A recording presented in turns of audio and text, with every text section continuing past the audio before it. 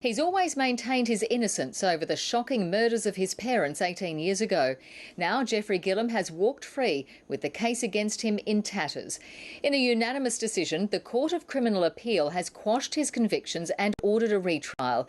His release was greeted with jubilation by his supporters, but others are still convinced he's guilty. Carl Herr reports.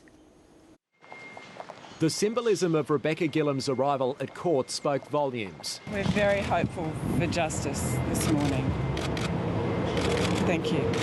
In a matter of minutes, the judges announced that Jeffrey Gilham had won his appeal and should be released on bail.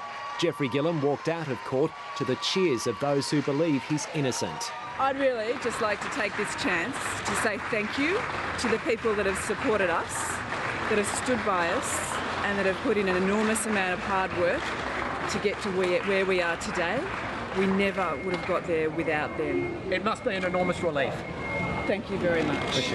Gilham has always maintained it was his brother Christopher who stabbed and killed their parents, Helen and Stephen, before setting their bodies on fire at their Warrenora home. He admitted then stabbing his sibling to death in a fit of rage and was convicted of manslaughter. But 3 years after the killings, Gilham's uncle Tony became suspicious he was the real killer, motivated by greed for his inheritance.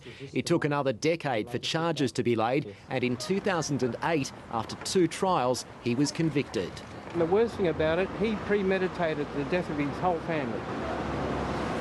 That is what's kept me going. But doubts about the evidence used to convict Jeffrey Gilham were raised on the ABC's Australian Story on the eve of the appeal. Christopher Gilham, who uniquely died well away from the fire and was in no way burned, had the highest level of carbon monoxide of all. Tonight, Jeff's daughters will have their father at home.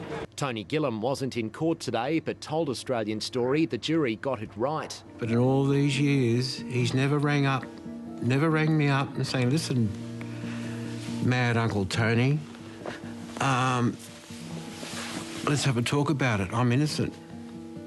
Well, that's what I'd do if I was innocent, and he ain't innocent. Even though Jeffrey Gilham walked out of court, he is on bail, with the possibility of a retrial still hanging over his head. But the appeal court could instead acquit him completely, bringing a final end to this rollercoaster case. A dramatic development and possibly the beginning of the last chapter. Carl Herr, ABC News.